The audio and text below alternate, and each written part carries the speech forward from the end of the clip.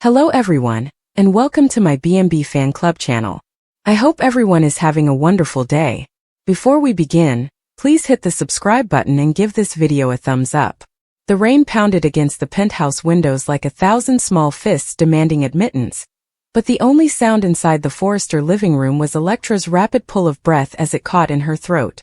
She remained transfixed in the center of the marble floor, a glass of untouched champagne still in her hand, staring at Dylan as if the guy she thought she knew had been replaced by a stranger with his face. "I killed her," he said again, gentler and almost remorseful, as if he were confessing to forgetting an anniversary rather than murder. His voice cracked with the last syllable, and he looked down at the blood on his cuff that he had not noticed until now. A single crimson blossom bloomed against the pure white of his dress shirt. Electra's lips parted but no sound emerged. The room tilted. Despite the fact that the structure was completely still, the chandelier above them appeared to shake. She had come here tonight expecting another confrontation over his late nights, the mystery text that lighted up his phone at 3 a.m., and the way he trembled any time Sheila Carter's name was spoken casually. She didn't come here anticipating this. "Dylan," she finally said. The name tastes strange now, like a word from a dream she was attempting to awaken from. "Say it again." Slowly. He did not. Instead, he moved across the room in 3 steps, grabbing the champagne glass from her numb fingers before it slipped and shattered. The crystal produced a delicate clink as he placed it on the coffee table, next to the open bottle of Dom Perignon they'd been saving for the debut of the new Hope for the Future line. Celebration seemed vulgar now. "I killed Quinn," he murmured, his gaze locked on the dark liquid fizzing pointlessly in the flutes. "Tonight. 1 hour ago. Perhaps less." Electra's knees buckled. She found herself perched on the edge of the leather sofa, fingers pressing into the buttersoft Italian hide as if to keep her from dropping through the floor completely. Quinn Forrester, brilliant, cruel and impossible Quinn, had died. And the man standing in front of her, the man she'd been sleeping with for 6 months, the man who kissed her as if she were air and he was drowning, had killed her. "You're lying," she whispered. It was the only defense she had left. "This is a sick joke. You despised Quinn as did everyone else, but I'm not lying." Dylan finally looked up. His eyes were red-rimmed, his pupils blown wide by whatever combination of fright and adrenaline was surging through him. She knew Electra. She knew everything. Regarding the embezzlement, offshore accounts, and our involvement. She was heading to the board tomorrow. She had proof. Electra shook her head so violently that her earrings thrashed against her cheekbones. "You could have paid her off. You could have." "Quinn does not accept payoffs," he interrupted, a furious laugh piercing his throat. "Quinn takes awards. She wanted my head on a pike in the Forrester boardroom, and yours next to it. She showed me the dossier tonight. Pictures. Bank records. That film from the Bel Air Hotel where you first told me you loved me. She was going to mail it to your mother." The universe shrank to a pinpoint. Electra suddenly heard her own pulse in her ears, a frenetic rhythm counting down to something irreversible. Donna would view the video. Eric would see it. Brooke would see it. The entire Logan Forrester Ridgebrook merry-go-round would burst once more, this time with Electra as the match. She pressed a shaky hand against her mouth. "What have you done?" The question came out muffled behind her hand. "Tell me exactly what you did." Dylan pulled both hands through his hair, which stood up in dark spikes. "She invited me to meet her at the old warehouse in Pierpoint. She said she had something I should see in person. I believed I could reason with her and buy time. You went alone. I didn't want you to become involved." His voice trembled again. "When I arrived, she was nearly halfway through a bottle of tequila, giggling about how she would finally be able to see Logan burn. She had the dagger Electra, the one she used to wrap around her thigh like a Bond villain. She took it out and began swinging it around, saying she should just gut me and be done with it." Electra's stomach churned. She recognized Quinn's dagger, having seen him play with it during tense design meetings, the sharp small blade striking the light like a warning. "I tried to take it from her," Dylan said, his words tumbling quicker, as if the speed might make them less real. "We fought. She slashed my arm, look." He pushed up his sleeve, displaying a long shallow wound that was already crusting over. "I shoved her. Hard. She tripped on one of the rusted bolts sticking up from the concrete, went down backwards. I hit her head on the corner of a crate. He paused and swallowed audibly. The hush that ensued was worse than yelling. She didn't get up, he added, barely audible. There was a lot of blood. I checked her pulse. Nothing. I went into a panic. I carried her under some tarps and ran. Electra looked at him. The man who had lifted her over puddles in 6-inch heels, so she didn't ruin her Louboutins, had dragged a dead lady across a warehouse floor and abandoned her. You left her, she replied bluntly. I wasn't sure what else to do. You could have dialed 911. And you told them what? That I had just killed Quinn Forrester in self-defense after she discovered me stealing millions from the firm I was supposed to be turning around? They would lock me up and toss away the key, Electra. And you would lose everything. Your career, your family. Don't you dare make this about protecting me. Her voice was tinged with something worse than rage. You murdered her and then came here. To me. Dylan stared down at himself, as if he had just noticed the stains for the first time. He began unbuttoning the shirt with feverish fingers, as if removing the fabric may reveal the crime. I wasn't sure where else to go. You're the only person I... Stop. She raised her hand, palm out, the global signal for pause. Just stop. The shirt dropped to the floor. Underneath, his chest was pallid and heaving, and the cut on his arm was a bright crimson. Electra could not stop looking at it. Evidence. Proof. A breadcrumb that led right from Quinn's corpse into this chamber. We have to call the police, she replied. The words seemed to be wrenched from her against her will. No. In an instant he was across the room, holding her shoulders so firmly that they bruised. Listen to me, Electra. Nobody knows I was there. The warehouse is now abandoned. Security cameras were disabled several years ago. I wore gloves. Can I still fix this? She laughed high and brittle. Dylan, there is no repairing this. She's gone. She was about to ruin us. She was an actual person. She was a monster. He yelled, then cringed, as if the noise might carry through the walls to the neighbors. He spoke again, but in a raspy whisper. You understand what she was capable of. You watched what she did to Brooke, Hope, and Liam after he crossed her. She would have taken everything from you without hesitation, Electra said, wrenching out of his grip. So your answer was to become precisely like her? The allegation lingered between them, sharp like the blade he'd described. Dylan's face wrinkled. He appeared unexpectedly young and lost. The polished business shark peeled down to the terrified youngster beneath. I didn't mean for it to happen, he explained. You have to believe me. I don't know what I believe anymore. She stepped back, putting her arms about herself as if the cashmere of her dress might keep her together. Outside, lightning struck the sky, illuminating the city in stark white for a single heartbeat. In that moment, she noticed their reflection in the window. Two beautiful people standing in a beautiful prison, surrounded by beautiful objects that now meant nothing. What happens now? She asked the glass. Dylan approached her from behind, but did not touch her. We say nothing. Tomorrow the cops will find her. They'll presume it was a failed robbery, or that one of her old adversaries has finally caught up with her. Nobody will glance at me. I was scheduled to be at the gala tonight, but 100 witnesses saw me depart early with a migraine. You were here waiting for me. We order room service at 11:17, and the concierge records it. We are each other's alibis. Electra closed her eyes. The idea was smooth and practiced, the kind of thing someone might think of while driving over with adrenaline still coursing through their veins. It worried her how readily the lies came off his tongue. What if they take a look at you? She inquired. They won't. What if they do? He was silent for a long time. Then we burn everything down together. I will not let you down for something I did. She turned to face him. That is not love, Dylan. That is ownership. His jaw stiffened. Maybe. But that's all we have. Electra felt the floor wobble again. She thought about her mother, and how Donna still looked at Eric as if he hung the moon despite everything. She recalled Quinn's laugh, sharp, happy and terrifying, and how weirdly empty the world would be without it. She thought about the blood on the warehouse floor, which would never belong to anyone other than the two of them. I need you to leave, she explained. Dylan blinked. What? Get out. Take the service elevator. Burn the clothing. Scrub yourself raw. And then, I'm not sure. Figure out how to live with what you've done. Her voice cracked on the final word. But you don't get to do it here. Electra. No. She stepped back, the coffee table pressing into her calves. You can't touch me anymore.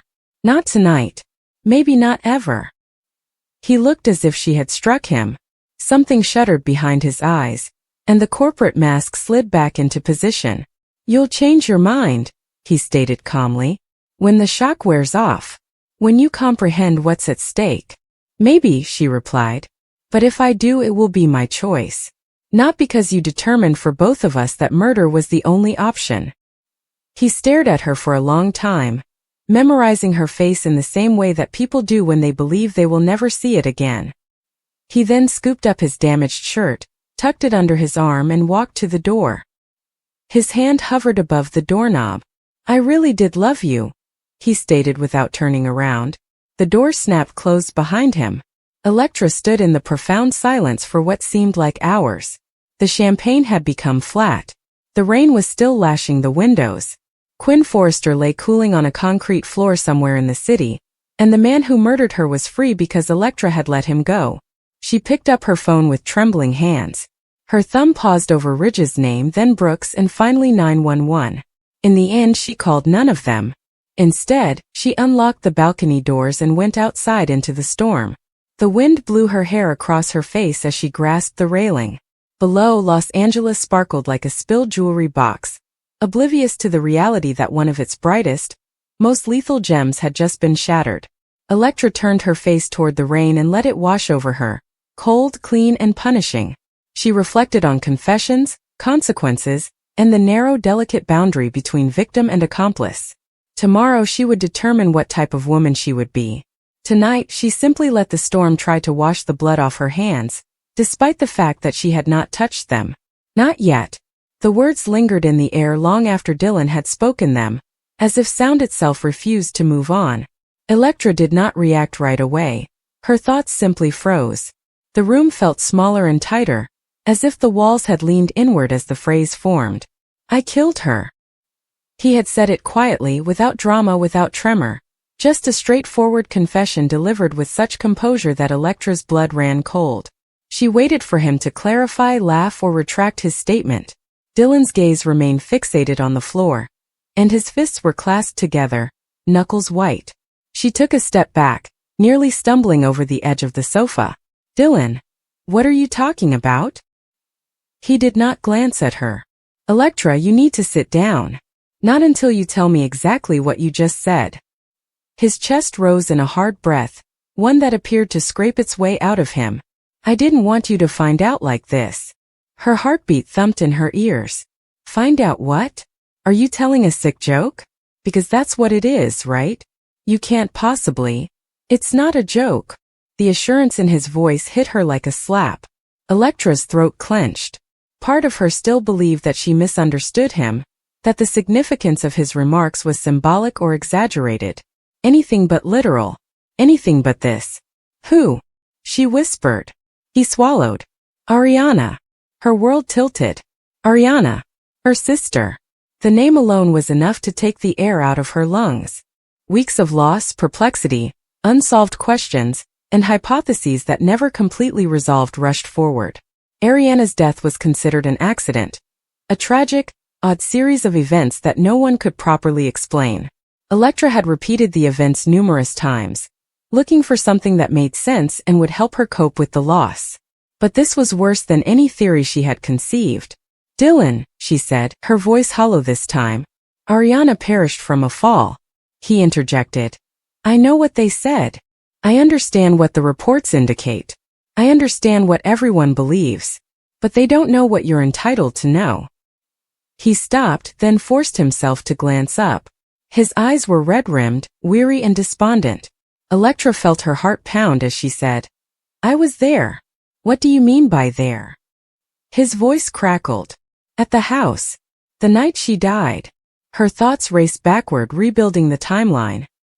He had informed her that he was out of town. He swore he left the day before. He had provided her details that she didn't question at the time since he had always been trustworthy, dependable, and consistent. Or so she thought. "You lied to me," she muttered. "Yes. And I am sorry. Why were you even there?" "That's part of what I need to explain," Electra said, pressing her fingers to her brow. Her skin felt too heated, and her stomach twisted. She wasn't sure if she was prepared to hear what followed next. She wasn't sure if she could make it. She couldn't stop just now. "Then explain," she responded, keeping her voice steady. "All of it." Dylan nodded slowly, as if bracing himself for hit. "Ariana called me. She wanted to talk quietly. She stated it was urgent and had to do with you." Electra blinked rapidly. "Me? Why would she?" "I wasn't sure at the moment. I assumed it had something to do with your business or something you were working on together. I didn't think it was serious. I only went because she insisted." Electra could image Ariana pacing the living room, her voice shrill and urgent, urging Dylan to come to the house. Ariana was unfailingly honest, but she could be hasty and fierce when she felt the need to protect someone. Especially Electra. "What did she want?" Electra inquired. "She wanted me to leave you." The words echoed across the room. Electra glanced at him with wide eyes. "Why would she say that?" "She told me that you deserved better. That I was not who you assumed I was. That I would only end up harming you." Electra shook her head, shocked. "But that makes no sense. She liked you. She always—" "Electra," he interrupted quietly, "was aware of the investments." Her breath caught. "Which investments?" His expression was sufficient to provide an answer. Her stomach sank. "What have you done?" He averted his gaze again. Shame marred his expression. "I invested some of your money in a company that was not entirely reputable. I expected things to turn around. I expected it to pay back twice as much. But it collapsed hard. When Ariana discovered out, she confronted me. She said if I didn't tell you, she would." Electra went backward and sank against the arm of the chair. Her body felt numb. "You stole from me." "I didn't mean to steal," he pleaded. "I intended to invest. I intended to return everything before you ever noticed, but Ariana found out. And she was furious." Electra clearly imagined the confrontation. Ariana's voice rising, her arms crossing, her protective instincts in full force. Ariana would never allow someone taking advantage of her sister, even accidentally. "She told me she was giving me 24 hours, Dylan continued. "If I didn't come clean with you by the next morning, she would. And she meant it." Electra's breath caught. "So you killed her just to shut her up? Is this what you are saying?" "No." His response was sharp and painful. "No, Electra. I did not go there to injure her. I swore. I went to beg her for more time. I promised her I could repair everything, and that hurting you like that would ruin our relationship. But Ariana was not listening. She informed me that she had already written you a message and saved it in her drafts. She planned to deliver it first thing in the morning." Electra's eyes stung. Ariana had always been her protector, her voice of reason, the one who intervened when something seemed wrong. "Then what happened?" Electra murmured. Dylan's voice lowered to a rasp. "We argued. Started tiny but grew quickly. She was determined to leave the room and I panicked. I grabbed her arm. She drew away. I attempted to block the door. She attempted to push past me." He wiped his face with both hands. "She lost her footing. She fell. I did not intend for it to happen. I swear to you, Electra. I attempted to catch her." Electra closed her eyes, her breath shuddering. She imagined Ariana falling and reaching for something to break the fall, her body hitting the corner of the stairwell where she was discovered. Ariana, despite her stubbornness and bravery, becomes vulnerable in the midst of chaos. "But you didn't call for help," Electra remarked, her voice quivering. Dylan appeared to be crumbling. I froze. She was not moving. There was blood. And all I could think was that everyone would think I did it on purpose. And if they thought that, I would go to prison forever. I would lose you. So I made it look like she had slipped. Like it was just a tragic accident. A cold emptiness seeped through Electra's limbs. "So you left her," she whispered. "You just walked away." He covered his face again. "I didn't know what else to do." You could have saved her. He flinched as if struck. Electra rose abruptly, needing space, needing air. The room felt suffocating, toxic. This was the man she trusted, the man she believed in, the man she thought she might spend her life with. And he had been hiding the darkest truth imaginable. I can't even look at you, she said, taking ragged breaths. Please, he pleaded. I didn't mean for any of this to happen. I also adored Ariana. She was your sister. I didn't want her dead. But she is dead, Electra snapped, tears spilling now. And you're the reason. He stepped forward. Electra, don't. She extended her hand to stop him. Do not come any closer. Dylan's expression faltered, and he stepped back. Electra wiped her face, but the tears kept coming. Why are you telling me this now? His voice cracked. Because it's eating me up. Every day. Every minute. I can't sleep. I can't look at myself. And I can't look at you without seeing what I did. I thought I could move forward, but I can't. You deserve the truth.